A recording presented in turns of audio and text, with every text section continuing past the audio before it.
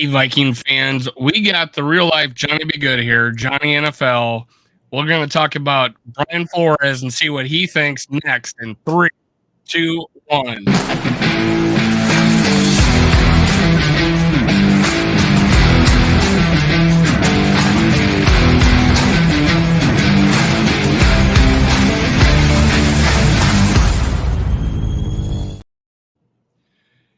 Gather around, SKOL brothers and sisters. This is SKOL World, brought to you by Minnesota Sports Talk. I'm your host, Dave. You can follow me on SKOL World on Twitter, Facebook, you name it. Now, help me Hulk smash the YouTube algorithms by clicking like, follow, and comment below. Make sure you do that. And John Boyd here is going to tell us a little bit about himself and where you can find him. Go ahead, man. Tell us where we can find you. Yeah, Dave, first of all, thanks for having me. I do most of my Vikings sports NFL stuff on Twitter. My handle's right here down below. Facebook as well, but I do podcast and writing mostly centered around the Vikings, but do some league-wide NFL coverage as well. But grew up a Vikings fan, so as much as I can focus on the purple, I definitely do. Tell us a little bit about that. How did you become a Vikings fan? What made you join this destitute fan base that just wants a Super Bowl? Tell us about that. Yeah, I was born into it, so I didn't really have a choice. It was Poor soul. before I could make any choices, I loved them. So yeah, I'm the same way. Could never talk myself out of it. And it's not like we're the lovable losers because we win. We're like the 6th winningest franchise ever since we joined. It kills me when somebody will come up to me and tell me, Vikings haven't won anything in a long time. I'm like, well, okay, NFC title game. Mm-hmm. So yeah, we're always back doing something. We've been known for our defense, though. We throughout the decades, we always came around where they had this 3 to 5 year period where we had great defenses, and we kind of came off of that with Zimmer. Last good defense being 2019. Where it was still respectable. So big news today. You want to break it? I'll let you break it. Yeah, Brian Flores, defensive coordinator, B-Flow. Huge hire for the Vikings, especially for those who want to get away from what Ed Donatel was doing. He's pretty different as far as a play caller goes. Describe what Ed Donatel was doing. In case your listeners don't remember. Yeah, in case the listeners have blacked any of this out from recovering from the season, it was it was just that really passive coverage, especially with the pressure packages as well. It was a lot of like 7 back, let's send 4 and beat them that way. But the ball was out before the rush could get there. And Flores, on the other hand, will try to beat you the opposite way. He'll send that pressure and he'll trust his guys to play a little man on the back end and try to shorten that time to throw for the quarterback. So it's really like opposite philosophy on like the aggressiveness spectrum, which it was like the biggest gripe, I think, as like a fan base. I think everybody kind of agrees, we need to be more aggressive on defense. Everybody was sick of the passive play calling and the chunk yards they were giving up. Yeah, shout out to Minnesota Charlie. Thanks for coming. Yeah, home run hire. I think that's what around the league is going to think. I have been on record saying Flores was not my first choice.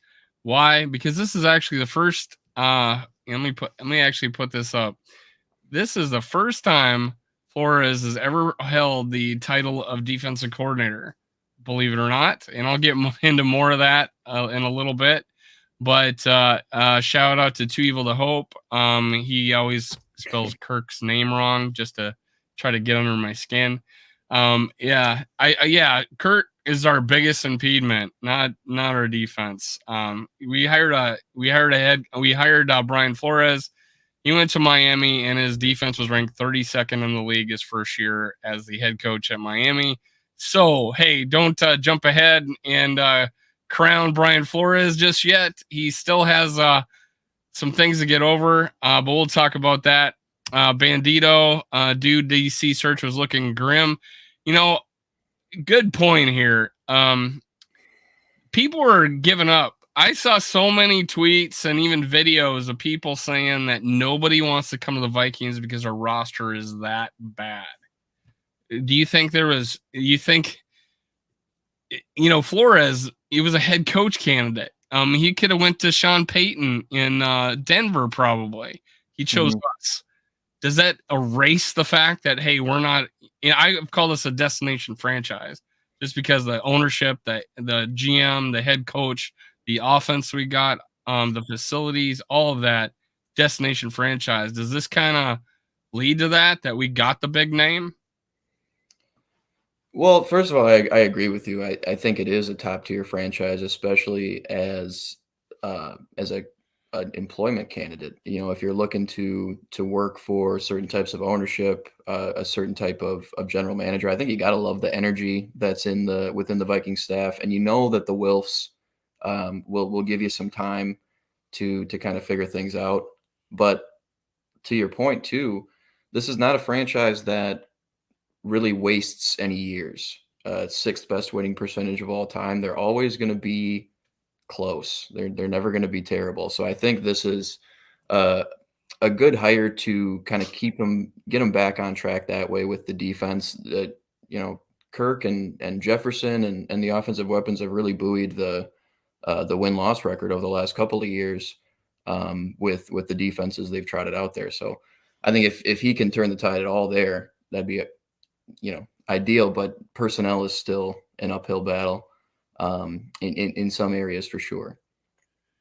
Now, everybody that's in the chat, make sure you're hitting like. I see 10 likes on our video, and I'm 4 of them. So go on there, make sure you hit like, and that will push and help me crush the YouTube algorithms. Hulk smash them. Let's go. Now, Too Evil to Hope here. Gotta love this guy. If the Vikings can cut bait with Kurt, not Kirk, we'll be looking pretty. First of all, we got to find a guy on the roster named Kurt. I don't think we can find one because I don't think we have anybody named Kurt. But if he's meaning Kirk, apparently we got to get rid of our fifth, top 5, yardage leader, top 5 touchdown leader, Pro Bowl candidate, and apparently a good flag football player, from what I understand. Mm-hmm. But now that we have like a light at the end of the tunnel on the defense, like it's maybe out there. How do you feel like, how big a difference would that have made with, Kirk Cousins having a hell of a playoff game up until that 4th and 8? What would a defense making a few stops would have meant to us? How far are we away from going on to that next level, you think? I don't think it's far. I think a lot of knee-jerk reactions after the loss were burn it down. I had a 2.5 hour video I couldn't get off of. Yeah, so much burn it down. I had like a 20-minute cycle of like, okay, I might be out on Kirk, and then I kind of came back to earth on it. But it's not too far, and I think you can tell. It's much closer to being a real championship contending roster than it is to a full rebuild, to a place where we should burn it down and cut bait with who we can. I think it's and it feels like maybe the last couple of off seasons have been like, okay, kind of one more shot with this core. But frankly, that's kind of how this off season feels to me, and it's also, of those last few, are most like cap flexible at this point. So I think the way the front office is leaning is to kind of continue this competitive rebuild, however you want to phrase it, but to just kind of re-energize the group we have more than turn it over entirely. Obviously, Kirk's going to play out this season. We're paying his contract regardless. So if you feel like we'd be better off paying him and him not playing on the team, we could give that a shot. Yeah, the dead people don't realize the dead cap money. Oh yeah, we just get rid of Kirk and then go get a rookie quarterback and we'll win a Super Bowl in 3 years. That's the formula. But dude, we still take the cap hit. It's a dead cap. There's a big dead cap money there. So yeah, it doesn't solve too many issues. And I am gonna have a video coming up. Make sure you guys listen to this. I got Luke Braun coming on Wednesday. He's gonna talk all about the cap. You know Luke Braun. I've had him on my show once. I'm bringing him on the SKOL Experience with GG Sports Podcast, who says SKOL, let's go Flores. That's probably Jamie. Say hi to Casey for me. No, we're gonna do the SKOL Experience on Wednesday. We're gonna have Luke Braun talk about cap hits, so we're not gonna talk about that today. But we will probably talk about some of the defensive players. Sup, Jason Boyd? Thanks for showing up. Make sure you hit like. Again, I want to Hulk smash that YouTube algorithm. What do we got here? Flores is perfect for the transition. Let him take head coach somewhere after whipping us into shape. I agree. He's a rental, man. How do you feel about that? Do you think he's a rental? I think, if he is, it means it worked out for us. Right. So I have no issue with that. There's got to be a bad side to it though. If you're Vikings fan, that was the smartest comment of the video. If he is a rental, it has worked out for us. Yeah, because he's now got a head coach job. Yeah. So no, I'm totally for it. And if I'm him too, I'm probably going to avoid the Arizona dumpster fire if my eventual goal is get back into head coaching. Like, he's probably maybe there's kind of a bridge year for him and there's a better opening next season. But I think that's in his best interest as well to at least take this year to see if there's a better opening next season. So, it's crazy that, he would go, if he took the Cardinals job, he would go from trying to get rid of Tua, who has a good attitude, to Kyler Murray, who tells his coach to F off. Yeah. How would that have happened, man? What kind of, water and vinegar would that have been like? Yeah, those guys I do not think would have gelled. And you look at, as a defensive minded coach, obviously you look at the defensive personnel for Arizona, and it's desolate compared to the Vikings, even with some of our pieces being a little bit older. It's just a terrible situation. And then you look at it from a head coach perspective and you're tethered to the Kyler Murray extension with him sitting out this upcoming season. So it should be a no-brainer if you want just a good positive situation. If you want to, uphill battle just because of the pedigree that comes with being the head coach, if you kind of just want that title, sure, Arizona's hiring, but I think he realized this was a much better situation from a football perspective. So that with the defense coming, just a little teaser here. People are saying get rid of Eric Kendricks, get rid of Jordan Hicks, get rid of these guys. Mm-hmm. Well, we still need linebackers. We still need linebackers to play, and I often think that Ed Donatel, with his backpedaling, defense, is Donna Shell defense, that you cannot run fast, backwards. You can't run fast going backwards. So we got a new coach that is an attacking style defense. I said at least we'll know it will not be like it was last year. That is my only saving grace if this doesn't work out, is, hey, it's going to be a hell of a lot entertaining, because in 2021, these same dudes were number one, if not, I think number two in sacks, with the leader only having 8. So we went after it. Everybody got a bite. We still gave up crazy amount of yardage, and we were terrible in the last 2 minutes of halves. But at least we got after the quarterback. Donashell couldn't figure that out. Gave up 10 games of 400 yards, and it was miserable. So I think if we did get rid of both of our starting linebackers, we got Asamoah, and then guys we don't even want to talk about after that. So we either got to get more free agents, or we got to draft well. And honestly, Hicks is affordable still. who knows what he can be shaped up into and how he would perform in this new defense. And then Kendricks, he's looking long in the tooth. Didn't play the greatest this past year, but with his contract situation, he could be cut and re-signed at a lower level because he's only like a little over $1 million dead cap money. So, do you think either one of those guys could be brought back and be effective with the Flores? Yeah, Because we're shallow at linebacker. That's why I'm saying it. Yeah, no, and the two of them is something I've gone back and forth on a little bit since the offseason started, just because, yeah, it is our two starting linebackers. That's, you need to replace those guys regardless. Oh, we got a salute coming. Yes, I guess. 6-Shooter Nation Gaming, Dave, yo, salute. All right, let's do it. There we go. Been a while, man. The Hicks contract, I think, was sort of like this is kind of the offseason where there's the out on the Hicks contract, and it was like, right, it's really low, but he's like I don't know, he's like $5 million or something like that.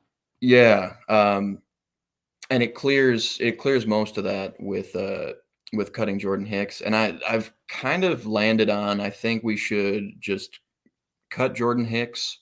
And there's a few ways to keep Eric Kendricks. It's tough to move on from both of them, even with the change in staff. Like, Hicks wore the green dot a lot last year, getting the calls from the sideline.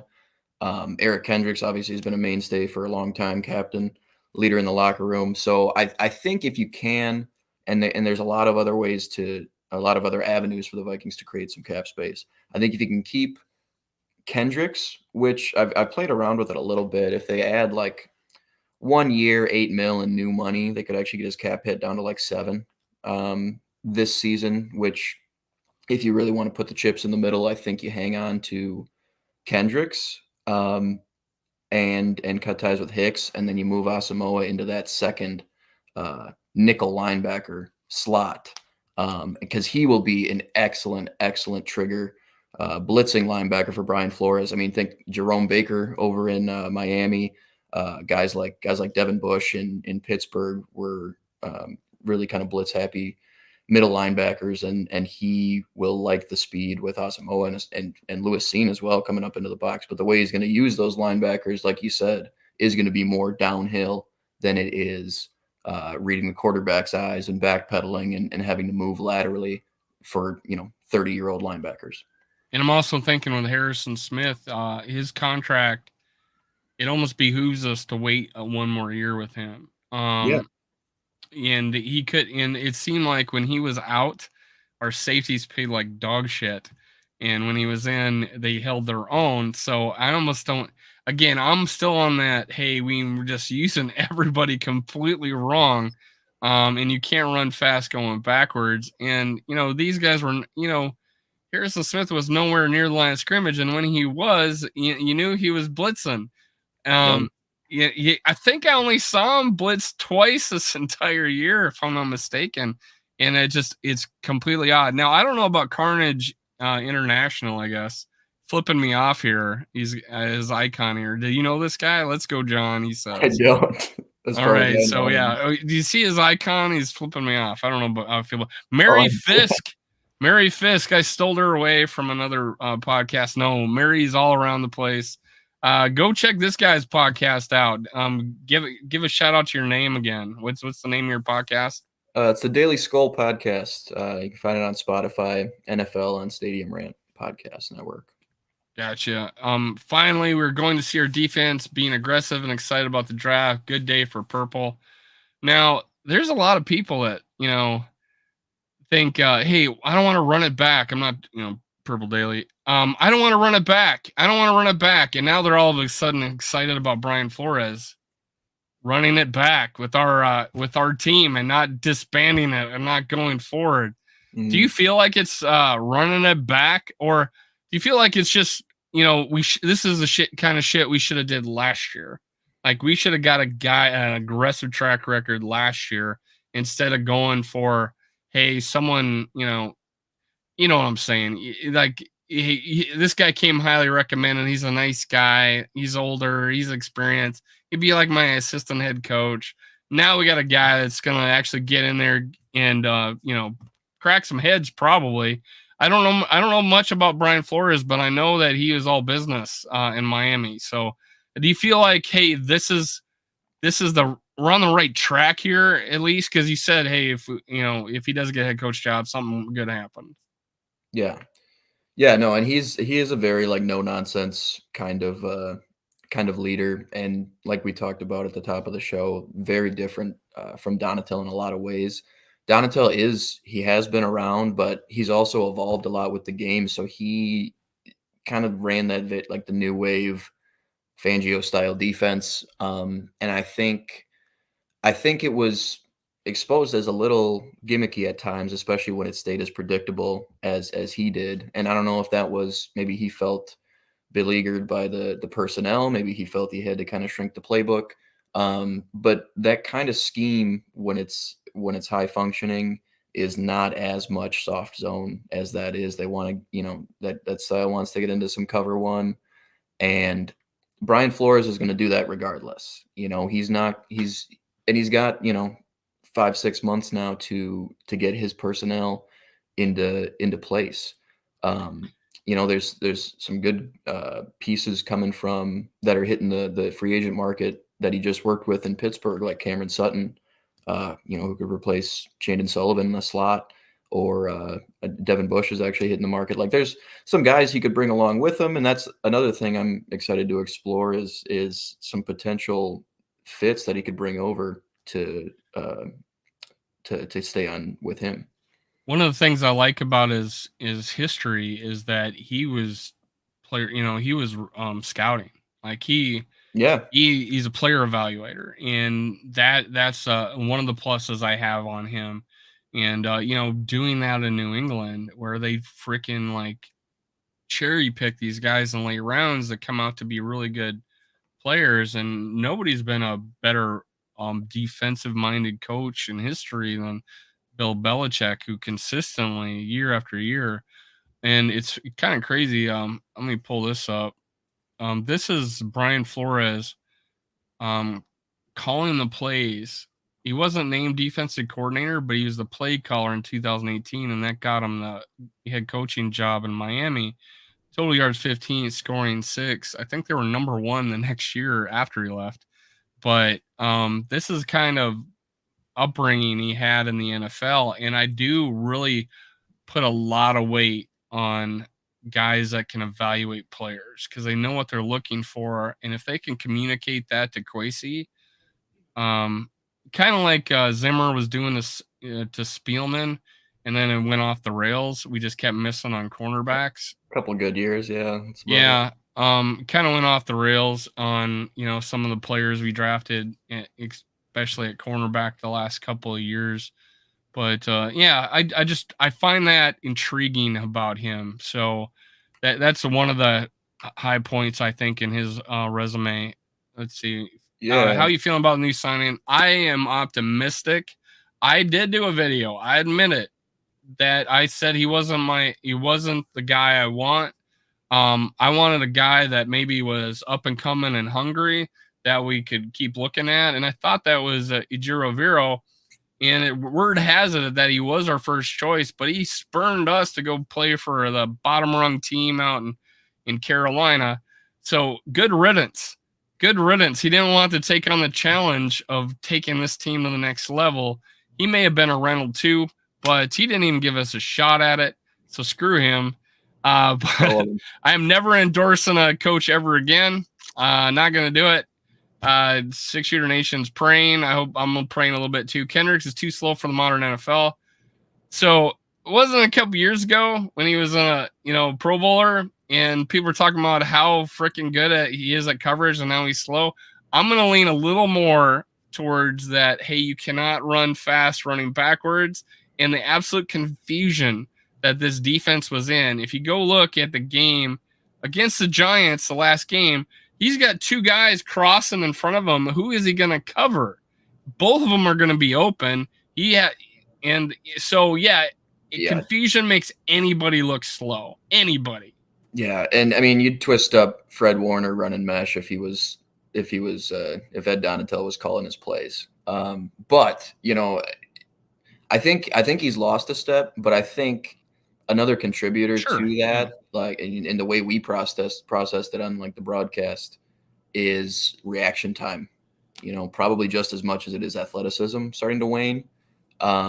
You think about the new, I mean, as a linebacker in any system, there's a lot going on. You have a lot of responsibilities at the second level, right in the middle of the defense. And this was a new system for him for the first time since 2015 when he was drafted. Which he was a 3-4 linebacker in college, which was kind of crazy because then we get Anthony Barr instead of Aaron Donald, which I was like, I want Aaron Donald. No, we get Anthony Barr and put him in a 4-3, and he's a 3-4 outside linebacker. So that kind of crap just pissed me off over the years. But hey, and then finally we get a 3-4 defense, and Anthony Barr signs for $3 million, and the Cowboys, and we could have, if we could have had him for $3 million playing outside linebacker, and then put Danielle Hunter back on the line. So I don't know. I could go on and on about the timing of that. It pisses me off. But Kendricks, yeah, sure, he's lost a step, but I've lost 18 million steps over the years, but still got the drive, I think. I don't know. He never had the green dot under Zimmer, so maybe that's adding to his pressure, his confusion. Like, what the hell is this guy saying to me? You want me to do what? Every play. I don't know how much of it. Again, I can't say how much was the Donatel, how much was the Kendricks. I just know if we clear out our entire linebacking core, what will we have? Because now, do you feel like let's talk about this. Do you feel like Danielle Hunter is still going to be a outside linebacker, and we keep Zadarius Smith because he had a team friendly contract too. Danielle Hunter doesn't, but Zadarius Smith does. Yeah, Daniil's cap hit right now is kind of a bargain, but it's also 19 million, I think, or something like that. 13 to the cap this year. Oh, is it? Sorry. Yeah, no, but it's they pushed some dead money off to next season, and there's no way out of this contract saving any money at the moment if they don't there isn't. extend into those void years. Yeah. So it's something, he's going to be a part of the defense, I think, at least in 2023. But you're right, 13 million. I stand corrected. His role should be 19. Yeah. Dead cap is 18. Yeah. But his role should be pretty similar, I feel like. You may see him a little bit more hand in the dirt. But it's not like he was never in that position this past season. And he was also a little bit more effective dropping into zones than people realized or gave him credit for it. Take with however many grains of salt you wish. I'm taking a few grains of salt on that one. PFF metrics, but he was a top 10 edge player in coverage per PFF. He was 7th. Just like PFF had us the 4th ranked defense in the league. Yeah, I don't know how they do that now. But for what it's worth, he has the athletic chops to do it in at times. I mean, you see like some of the most effective defensive coordinators in the league, Lou Anarumo in Cincinnati. You see him do a lot of weird stuff with Sam Hubbard and Trey Hendrickson, and they run a 4-3 base. But they do a lot of like drop 8 and random shit where they drop an edge defender into coverage just to kind of throw some disguise in there. And I think what's going to be more prevalent is that disguise, because you're going to see Harrison Smith, triggering towards the line and dropping. You're going to see that Zimmer Smith, I think. And for that reason, you'll probably see Danielle dropping a little bit. I don't know what the base will look like. It'll probably be a little bit more multiple. But you'll see a lot of nickel still, and I think you'll see Danielle just as effective, if not more so, because you're going to see a lot less double teams when you're sending 4 a lot less often. I think you're going to see 5 and 6 and a lot more single blocks on Zadarius and Danielle. Now that we've made this move, I do think that there are some guys that are going to be staying that aren't like a Danielle Hunter, like a Zadarius Smith. I think, I just don't see him. I did a video on like, hey, this is who we're going to get rid of. This is how I'm going to get 50 under the cap. I was wrong on a couple of players, and that's why I'm bringing Luke Braun on to talk more about the cap with that. Mhm. You probably could touch on it too, but I don't want to bore my, I don't want to do 4 videos on the cap. Yeah. But but so like keeping a Daniil Hunter, yes. I think Luke, the last time I had him on, he says, well, you only play like 3-4 base like 20% of the time. Well, I said, well, that's the 20% where we got, I'm on St. Brown in the slot against Darius Smith. And I'm like, I'm on St. Brown's gonna win that. No problem. So Mhm. that's the kind of stuff. And then seeing a Daniil Hunter, I think he did put his hand on the ground more the second half and he picked it up. I would Mhm. have no problem putting him as a 3-4 defensive end. And No. I would no. No, I don't think he's no, I'm with you. I think he's got the strength to do it. I wouldn't mind it either. Yeah, I But, think no, he's I a don't. Yeah. I thought you were like, no. I'm like, no, It's just he what are you can. talking about? I think he could play anywhere. And he Yeah. proved it. He played on, remember when Zimmer put him in a D tackle and threw that wrinkle in there? He was, Mhm. they dominated there, well, especially on third down. Yeah. But I just think he could play anywhere. I think he's as good a run defender as he is against as a pass rusher. So I feel like that, you know, why force why force him to drop back in coverage when he could be our DN? And now we fixed one spot on the D line that needs fixing. And Mhm. and this is the way I feel. I think we need to build this team around a nose tackle right now. I think we need a guy that can just crush the pocket. And I was thinking, was it Jordan Davis from, I'm always Georgia screwing last up his name, from Georgia last year. Jordan Davis, yep. Jordan Davis. So that was the guy I wanted because I got sick of us not drafting Warren Sapp, us not drafting Aaron Donald, and I'm like, here's our chance, and I think that is what this team is missing because I think we got to collapse his pocket like other teams do to us. Um, Not as much this past year, but the previous 2 years when Bradbury's sitting in Kirk Cousins' lap. A little better this year, but still happened a lot. I just think that's where we kind of need to focus on. Who do you think in the draft or in free agency? Um, maybe it's nose tackle. Who do you think, or where should we approach it? Where should we put our money? So it's a if it's a difficult thing when you just like fixate on like allocation of resources because you look at the Dalvin and the Harrison Phillips contracts. Um, and if you are bringing Dalvin back on similar money, Phillips is like 9 mil or something like that. David agrees with me. Um, yeah, and they're both kind of those tweeners, like they're not a true nose tackle. They're not really even a true three technique. They're like oversized threes, and they're not great penetrators. Um, they're not great pass rushers. Uh, so I think interior pressure is more important than like the two gap at run stopping nose tackle. But in free agency, I like if you're going that route, there's Deron Payne out there, which would be cool. He might be pretty spendy, but he's a true nose tackle ish.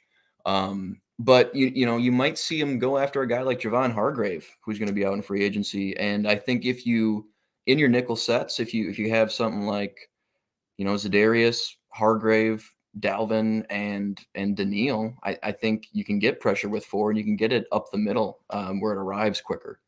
But if you look to the draft, there are a couple good true nose tackles. There's the Siaki Ika, Baylor, huge guy. Doesn't really like play as big as he is, but he's a true nose tackle frame. Um, and then Mozzie Smith is another kind of true nose that's in the draft. Somebody you might be able to get in like the third round. Both those guys push 340, 350. So it's the body type you're looking for.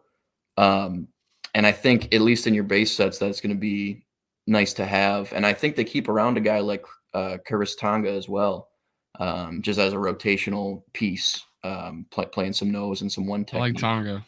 Yeah, man. He's every rep I saw of him, he plays hard, he plays to the whistle, and he doesn't give up much ground either. He's really solid and he's stacked. what do you think is and this just came to me. I'm like, what do you think is a bigger need, center or nose tackle? What do you think? What do you think is Yeah, a bigger need going in this next both season? sides of the ball. Yeah, we got to start building like the Eagles or the Lions, right? Trenches and like, well, first I think it's interior offensive line. Um, you're hoping to see that next step from Ed Ingram.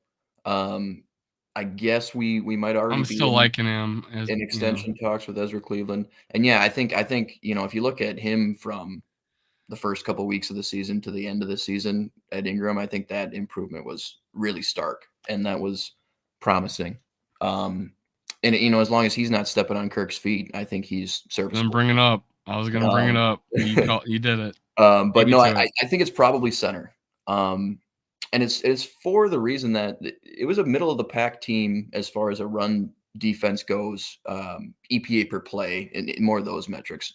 Overall, it was 25th. They were on the field a lot, and they gave up a lot of long drives. But I think it's center, and it's sort of been center for a couple of years, but it's sort of the you got to weigh the pros and cons with Bradbury, and that's sort of probably how they're going to feel at the negotiating table with him now, is because he's a strong zone run blocker. He's a good screen protector. He's good in space, and he's a great like reach blocker. He's good and long, but he's not stout. He doesn't have a great anchor, and he's never really going to. It's not a guy who's just going to throw 10, 15 pounds on and all of a sudden be your anchor. He's going to lose what got him a job in the first place if he does that. So he's If we're sitting at 23 and that center from Minnesota falls down to keep him us, here. you gonna keep him? Yeah, man. He looks like the Keep him, real keep deal, him in man. state. Yeah, he does. And he's not gonna last past the first round, I don't think. Um, uh, so Because no, if you have a chance to fix one spot and guy there is in one of those spots is fixed, you got to go with it. I know we're gonna think we can't draft another first round center, but if he's that good, God, he's just a physically dominating person that I guess he just balled out on what the Senior Bowl. Like he was um, known as the best offensive lineman at the Senior Bowl. yeah, I'm I'm trying to get a guy on here, East Coast Gridiron Dante, who went to the Senior Bowl. I had plans to go until I got a new job and I had to go overseas.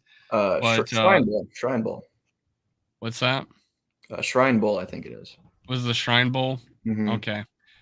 So it wasn't the Senior Bowl, it was the Shrine Bowl. But yeah, he just the just looking at him, man, just looking at him, he's the kind of guy we want. And just to watch Kelsey play, man, for Philly, he's Mm-hmm. a free agent, I think, at the end of this year.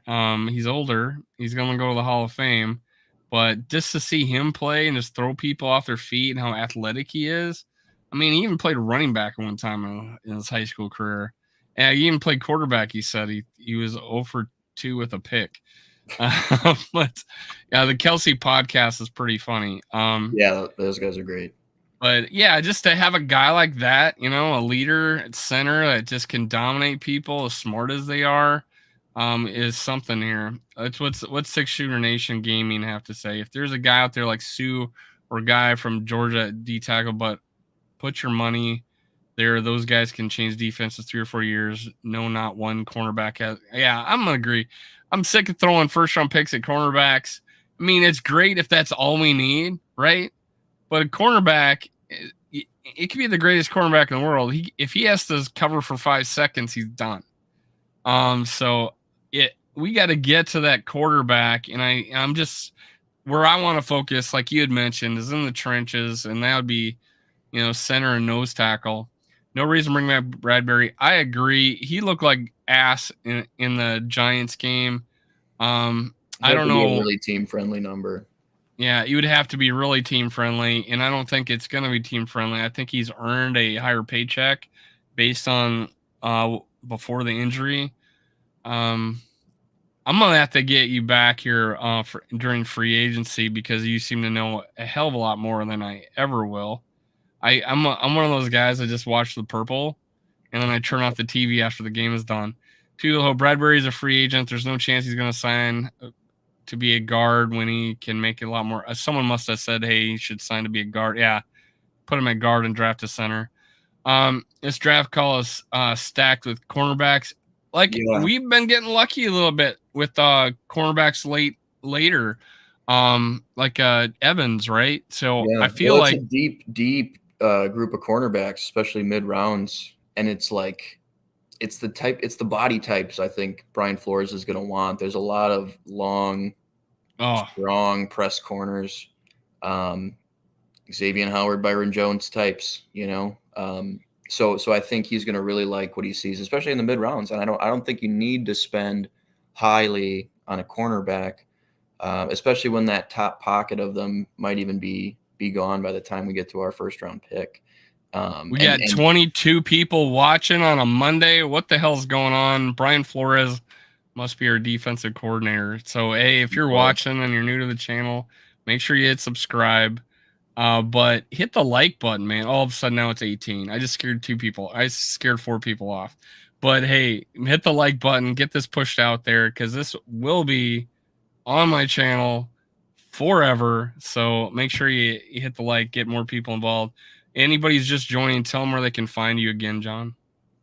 Yeah, mostly Twitter. My @'s right below me, but you can find my written work at stadiumrant.com / Minnesota Vikings. Podcast, Daily SKOL podcast at Spotify, NFL on Stadium Rant podcast on Spotify. Dave, thanks for joining, man. Thanks for coming. I got a talkative group today. I must be getting better at this or something because you guys are chatting me up a little more than usual. So I appreciate it. Oh, we're back up to 23. People like me again. All right. Reeling back in. Reeling them back in. But what was I going to say? Let's actually look at Brian Flores' little history here.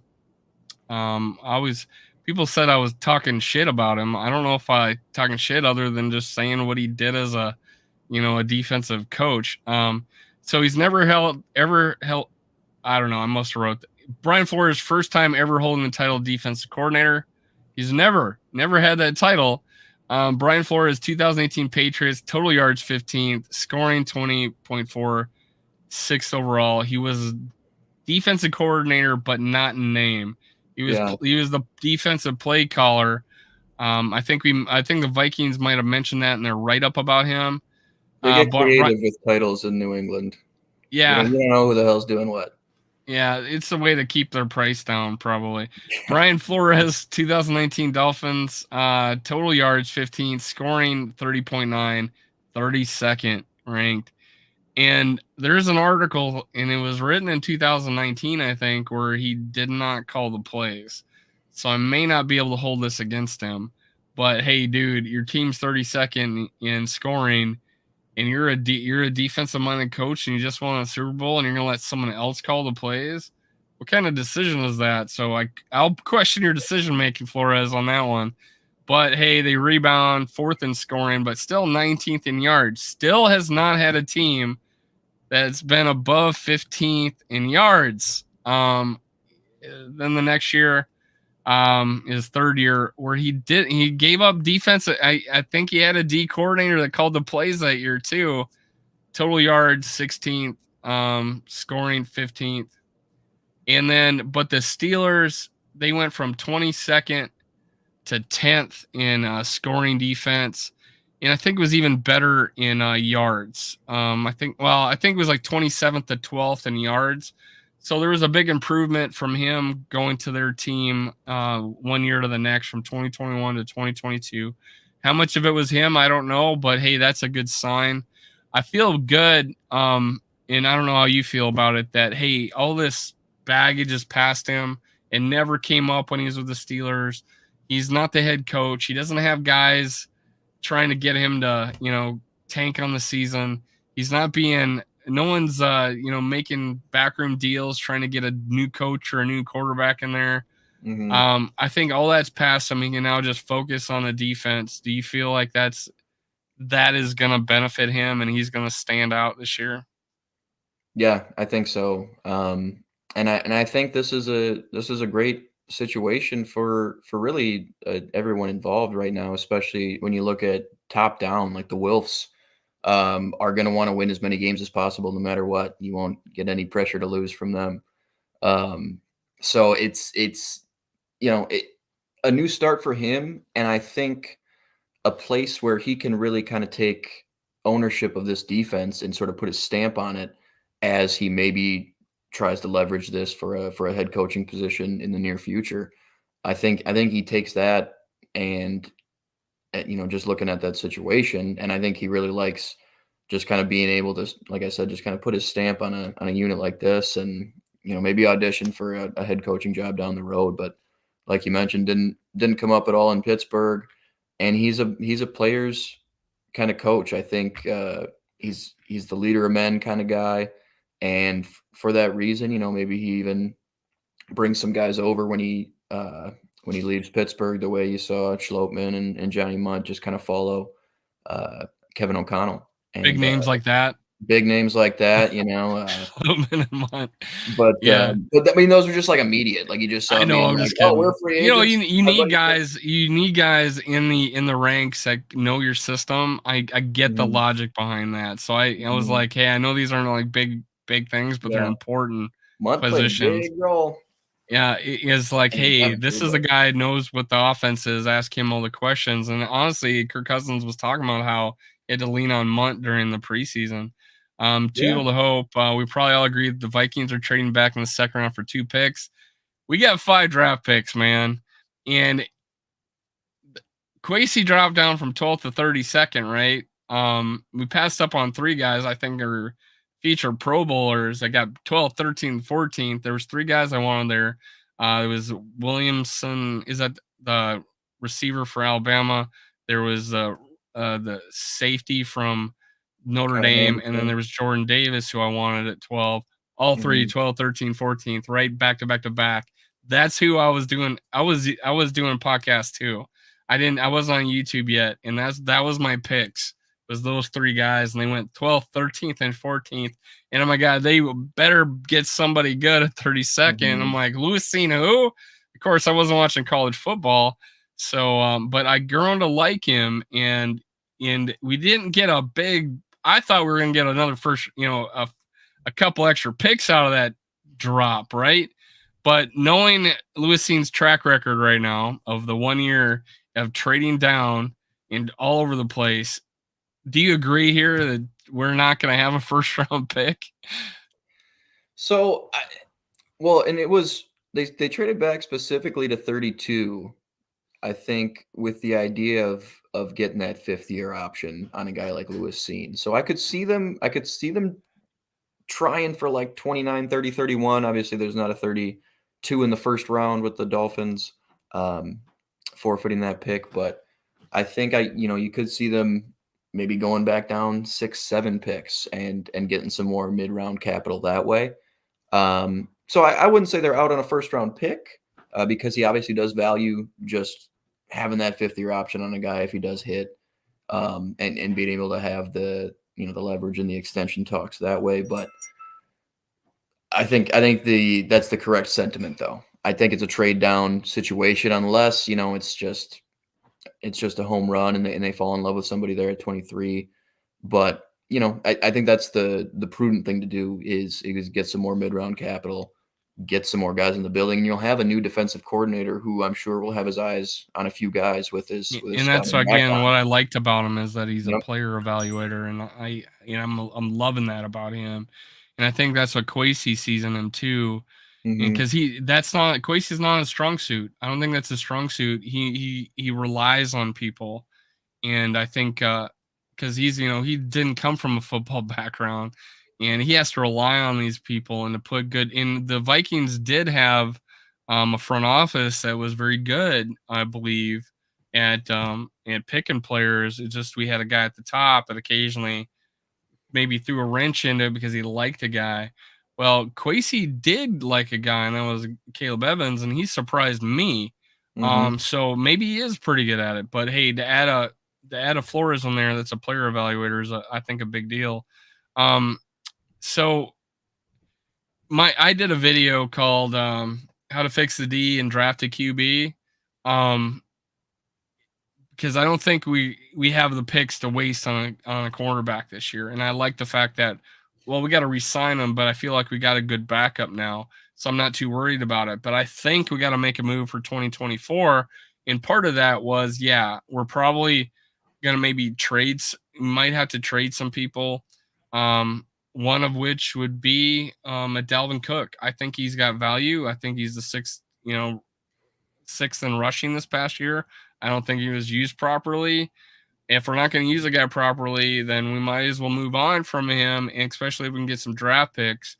I'm actually going to have Alexander Madison's father on here on I saw Thursday. that. So that's pretty cool. I don't know how that happened. I was from talking to guys like you. I found a guy on Twitter, SKOL searching, that says, "Hey, Alexander Madison's dad is in my fan club. Let's bring him on." So, do you know anybody? You bring him on? I'm kidding. But yeah. So, I'm Dalvin. Not that I want to trade Dalvin Cook, but hey, if the value's there, and if we have a goal of getting that replacement for Kirk Cousins, there are quarterbacks coming out in 2024 that are not too shabby. That we may have to trade down. We may have to trade some vets. And you can get more value out of a draft pick in the future than you can for the same year. I feel like you can get a round higher. So I think there are going to be some decisions made that we're going to be scratching our head. I thought we were going to try to win this year, but trading a Dalvin Cook, or I don't think you can trade a Thielen. In fact, I think it'd be disrespecting Thielen and saying, "Hey, we're going to trade you to a team you don't want to go to." Just cut him, right? Right. I think it's almost like, are you really disrespecting the guy by cutting him? When I think it's more disrespectful if you're going to try to trade a guy to a team he doesn't want to go to in his situation. But there's just so many things. Do you feel like, hey, we got to keep 2024 in sight, because we don't have a full set of draft picks in that year either, man? Yeah, a little bit. And I think that is kind of the sweet spot to make the quarterback transition, or at least initiate the quarterback transition. It's a strong class, rookie class. And that's when Kirk's contract is up. And he's not really one to play on a contract year. So, I think he's going to be at the negotiating table. And the way it stands right now, there's actually a dead cap attached to Kirk Cousins that was pushed off into it's like 6 2024 million. and 2025, 6 mil each year. It might be 6.25. Now you said something. I'm gonna. He's not one to play on a contract year. He did it twice with Washington. That was because they had all the leverage when they could tag him. But did they? I mean, Kind of. he could have accepted, contract and played long term, right? I mean, they didn't. But that was when he was getting. That was when he needed to get his second contract. I mean, he was sort of held hostage by the franchise tag. And once you're on the tag, it's a tag and trade, or it's an audition year, and you can hold out, right? Right. But I think that's why he doesn't like playing on contract years. He's already auditioned. He doesn't want, he doesn't want. Well, he's actually gone up to a couple of players. I forget who it was, but don't be afraid of don't be afraid of playing on a tag. And I forget who he said that to, but someone brought it up in one of their interviews that Kirk Cousins talked to me. He says, don't be too worried about playing on the tag. And I remember, who was our linebacker from was it Iowa? God, what's his name? Freaking, he's a Greenway. Yeah, Greenway. So he said, I remember when he got franchised, he says, "You're going to pay me $11 million for 1 year? Hell yeah! Where do I sign?" So for some people, it might be a big deal. Hey, I'm not shouting this guy out, and I should be. In the Zone podcast. Go follow this guy. Subscribe to his channel. He's up and coming. Let's get him to 1,000 before the season starts. In the Zone podcast. Go over there. Like his videos. Go over there and subscribe. Help him Hulk smash the YouTube algorithms just like me. What else you guys say? Yeah, Cook can go for the next year pick or this year. Honestly, Purple Daily. It says like 3rd round pick. I was like something similar. I was thinking 4th and maybe something later the next year. I think 3 is if we get 2 teams needing a running back that have cap space. That is, a possibility. And if a team has an extra third. So yeah, there's some options there. There's some options there. Is there something you want to bring up, man? You got the floor. Well, I think it's like I like the flexibility that the team has as a whole is just really interesting. Like I just can't wait to just see what Kwesi's thinking about all of it. There's the doubt. You can free up a lot of space with Dalvin. They got to recoup some picks. They've got to recoup some cap space. They have all the flexibility in the world to do so. It's going to be really interesting to see how they get from point A to point B, and what their point B is, because you could go all in with the extensions and the restructures and free up a lot of money and hit 2023 really really hard, whether that's extending into Kirk's void years or restructuring a guy like Smith or O'Neal or whatever it is. Like you can really push a lot more money off and field a great team in 2023. But you can also kind of play the middle of that a little bit more. You can plan a little bit more for 2024, 25 and still field a really good team in 2023 through free agency, and through a couple of trades. But like, it's not a dire situation. As many contracts that seem to be coming to a head as there are, they've been ready for them for longer than we've been thinking about them at all. So I'm just really excited to see how the dominoes fall. Yeah, I mean, there. And I said this before the season, and it's been recorded, so it's the history. The internet will never lie. It's out there that I said that 2023 was gonna be our peak year on this team. I didn't think this year was going to be, and I was pleasantly surprised with 13-4. Now I did say we'd go 12-5, but that was because of our schedule in the 9 home games, and Mm-hmm. one of our road games was on a neutral field, and I thought the Lions were going to be, well, the Lions were a little better than I thought they'd be, but I knew the Bears were going to be bad, and I knew the Packers were going to be, not as good. And honestly, I did get the second Packers game right. I thought we were going to lose in Green Bay. Now, I got the Eagles game right. I thought we were going to lose to the Eagles. Yeah, me too. I think I had us losing I had us losing the Patriots and beating the Cowboys. So that was the games I got screwed up there. But yeah, I just think this year was the year, and I think more so was because now I thought we would have hired a better defensive coordinator than we did. In fact, I'd like Pettin better than Donatel, and I'm like, just because he has a history of having a 6th ranked defense or 9th in scoring defense. He's had some top 10 defenses in his life, and he had Mm-hmm. a pedigree with the Jets and all that. And I know people were just really down on him, and I think there's a lot to be said about, yeah, he was part of this defense this past year. We just cannot promote a guy that was part of it. And so I agree wholeheartedly, and that's what I was saying. And I think you and I tweeted back and forth that we just can't go on that. We got to move forward, and I think we did, man. I Mm-hmm. think I think today, and I think I don't know what, it's our time. I had to change this. I had to change this thumbnail like 3 times. Sorry I took your family off, Oh, that's but I fine. had Yeah. the change in Yeah, news. I news. had to do something, so I'm like, oh, go look at it. Go. You can go to Twitter and see how cute his picture is. Him and his family in the Vikings outfits. Sorry, man. I had to cut. Oh, don't Your sweat it. family made the cut and didn't make the cut, Don't but sweat it. I Good had to news change there. it. And I said, this is our time, because Mm-hmm. we are making a move, and we hired the big name. And what kind of free agents will that draw? What kind of guys will want to stay now? Um, what decisions we'll make in the draft. All this has changed immediately. How high are you on our Vikings future for 2023 right now? Um, and what were you before this move?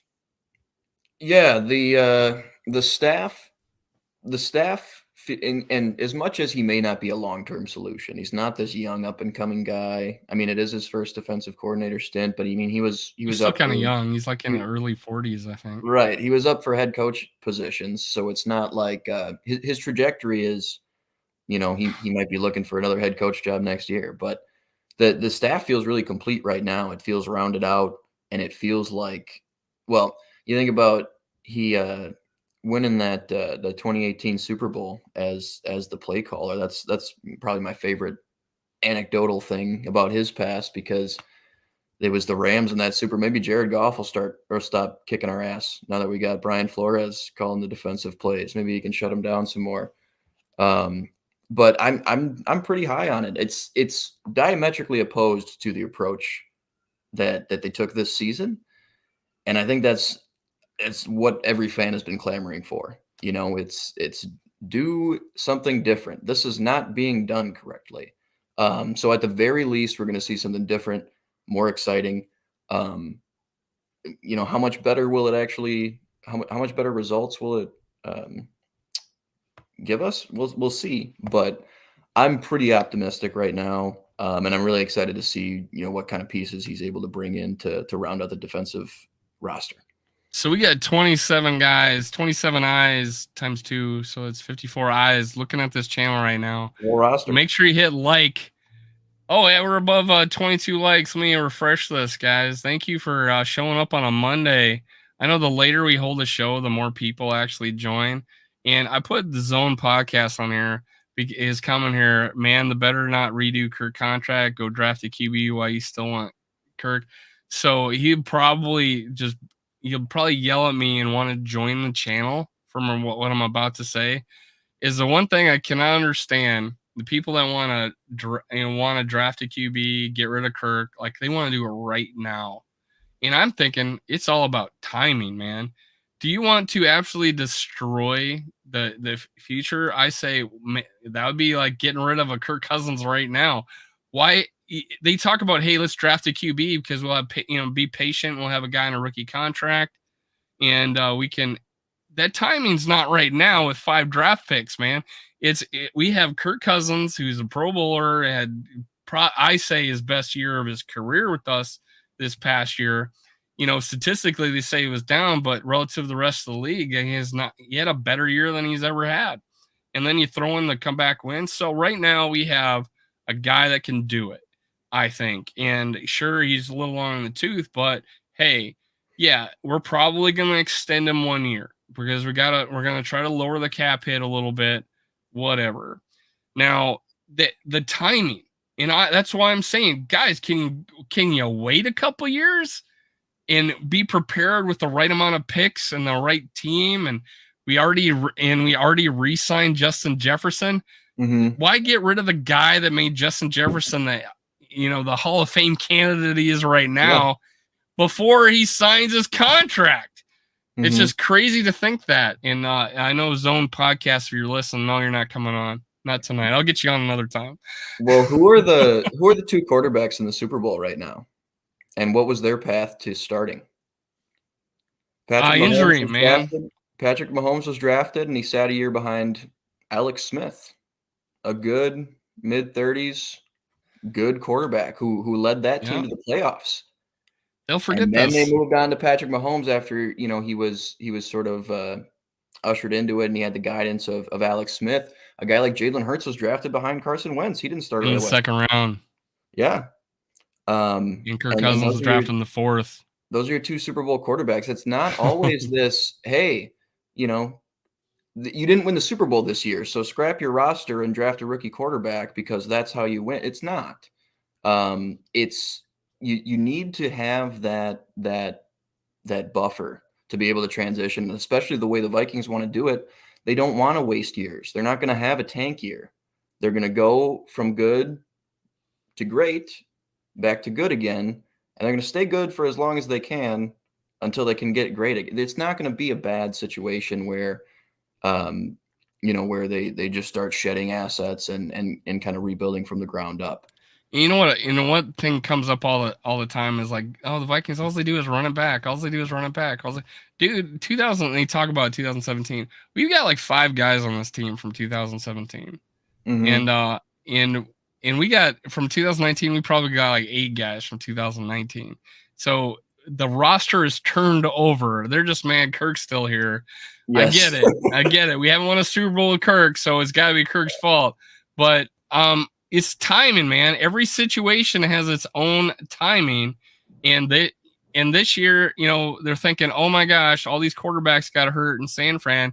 Let's talk about Kirk going to San Fran again. Well, he's 5 years older than when they wanted him the first time and the second time. So, hey, I don't see us. I don't. We just signed Flores to be our D coordinator. I don't see us getting rid of our quarterback and not re-signing Justin Jefferson because we're going to who this year? Why would Justin Jefferson sign extension? And it absolutely boggles my mind that they think that Justin Jefferson will stay here. Kevin O'Connell won't get fired in 2 years because we're not winning, and that everything's gonna be honky dory. And we did everything the Eagles did, and it worked out perfectly. I Mm-hmm. mean, I don't know, man. Well, in NFL GMs and coaches regimes, I guess, don't really live within that realm of thought of like the long term, because it's Kellen Mond. That's all. It's they need Hear to that do. Zone podcast? Yeah, Kellen that's Mond. Kellen Mond. They need Yeah, to he was good. put the best product out on the field they can this year.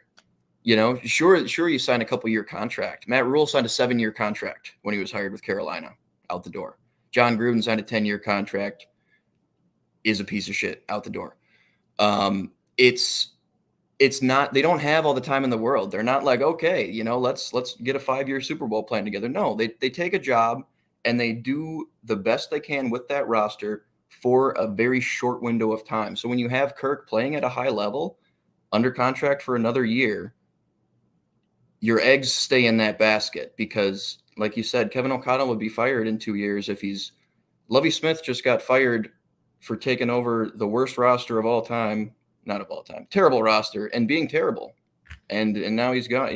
It's not a job like that is so fleeting, and these people aren't going to risk their jobs by just kind of giving into like a long-term rebuild like that. Like they want to seize whatever talent and whatever opportunity they have with the roster they have, and that's the reality of their window in that position.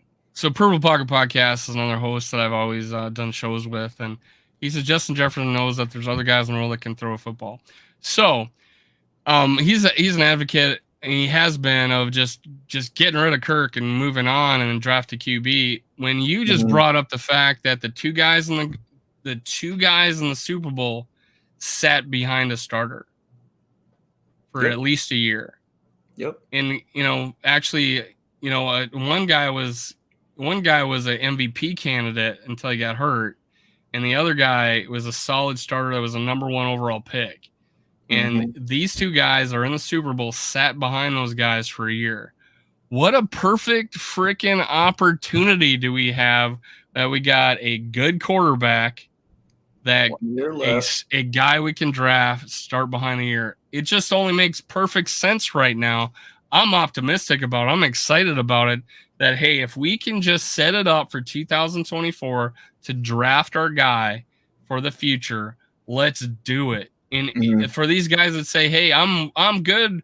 I feel good about, if being bad for a couple years, and I hear this all the time.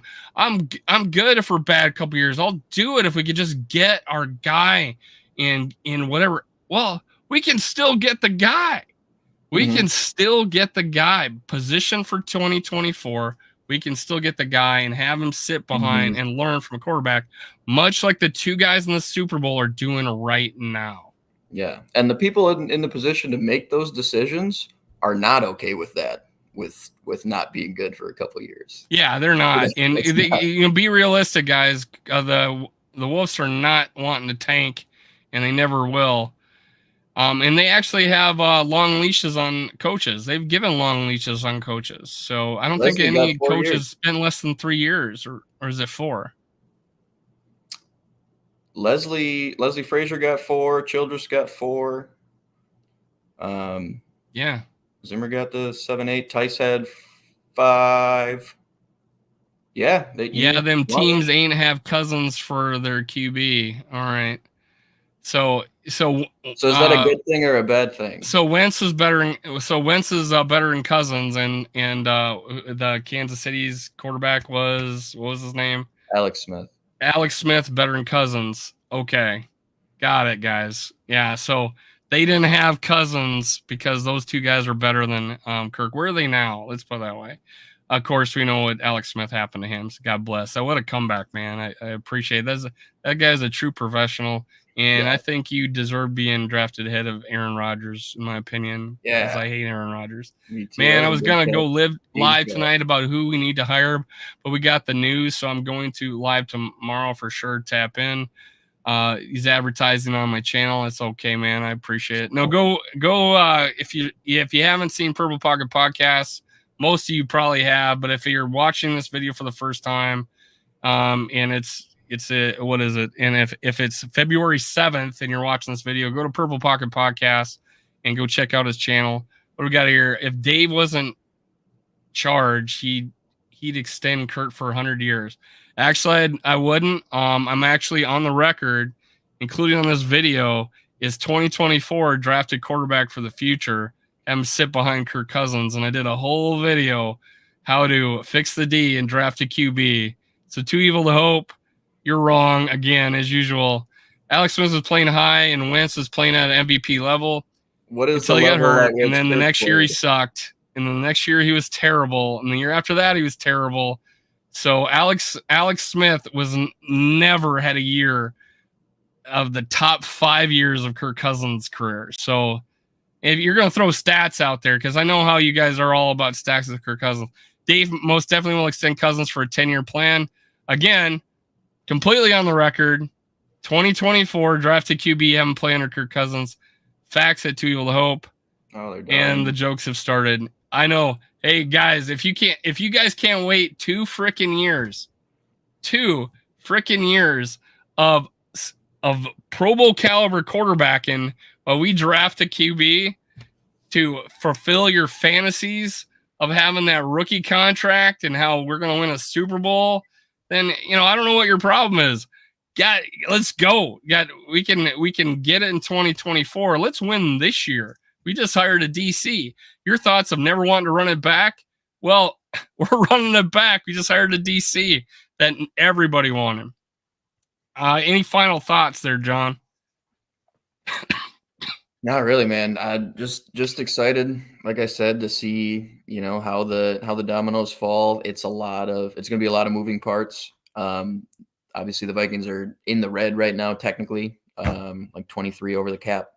A lot of ways to maneuver around it, but there may be some longtime fan favorites that have played their last game in purple. But it might be a really familiar cast next year. We'll see what Flores thinks as he assesses this roster and works with the rest of the front office through the draft and free agency. But we'll start to see some cuts and things like that come out. And yeah, so this would be 2023. Dave suggested a 2024 extension to lower this year's number. And right now we're going to pay Kirk something until 2025 at least. So it might even make some sense to extend him right into those void years. And the way that extension would work, you're probably back in the negotiating table again, 2024, or you have an easy way to cut him at the 2024 offseason. 2025 would be a new starter in place. That's the way we're thinking. Let me help you out, Rap. This is Rap Purple Pocket Podcast. I said we draft a QB in 2024. He sits under Kirk Cousins for a year. The draft happens in April of 2024. The season starts in September 2024. Kirk is still our quarterback through 2024. The new guy takes over in 2025. Fucking magic, man. I And just pulled the rabbit out of the hat for you, man. Yeah, whether Kirk's extension, if he does get extended, whether it goes into 2025 or not, whether it's 2024, it's easy. They're going to. They're going to redo his contract. It's because you're able to clear so much space against the cap this season, and you're paying him to play on the team this season regardless. So I think they're going to move the money around, and the way to do that is to extend him into those void years. Now they also bring up a couple. I hear this all the time. Like no one's won a Super Bowl with a quarterback making 13.5%. Well, I wonder, and I was gonna go look it up. How many teams have won with two players?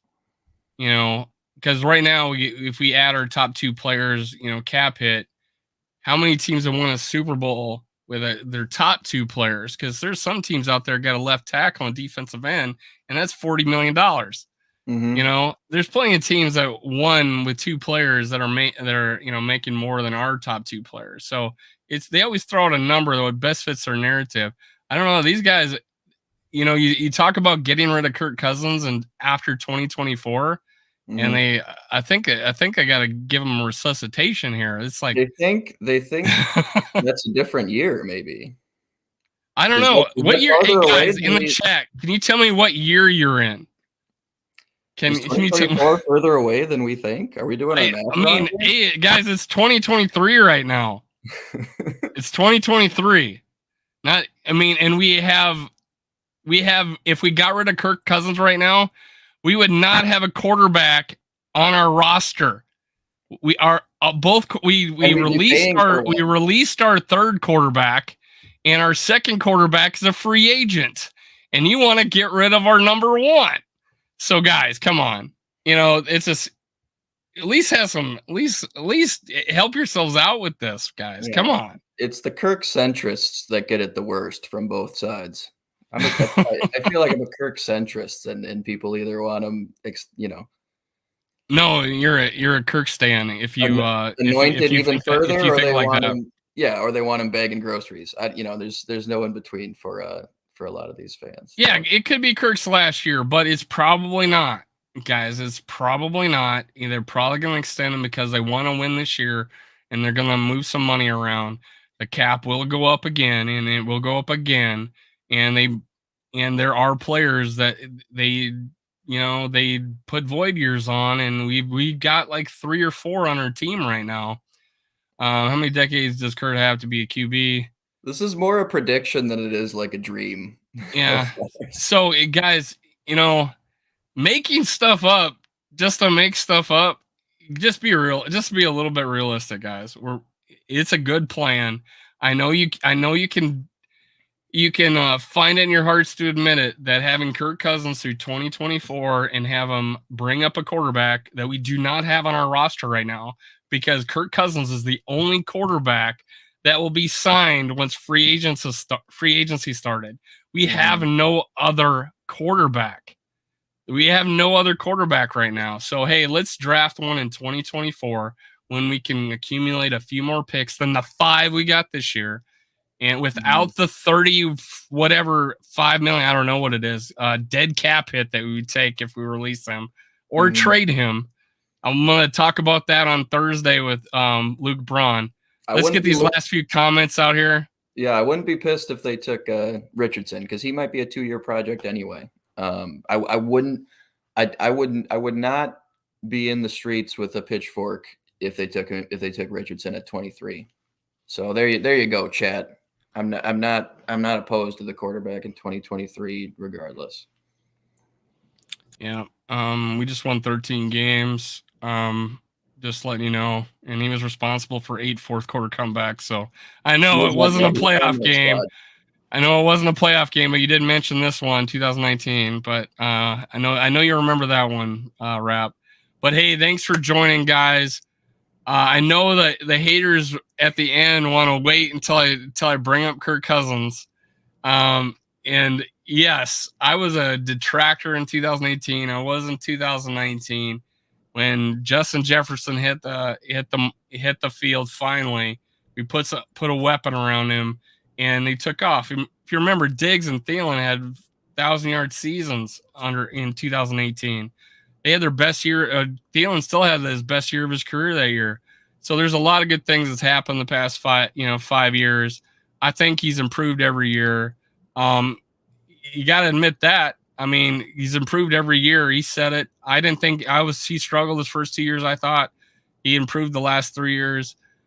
We're ready to win now, guys. I don't know where you're thinking when you want to win in 2030, but hey, we're ready to win right now. I know you don't like a positive podcaster about the Vikings, but you got one and you're on it right now. And thanks, John, for showing up, man. Stay on a little bit. I'm going to talk about bringing you back on. SKOL Vikings, we're out.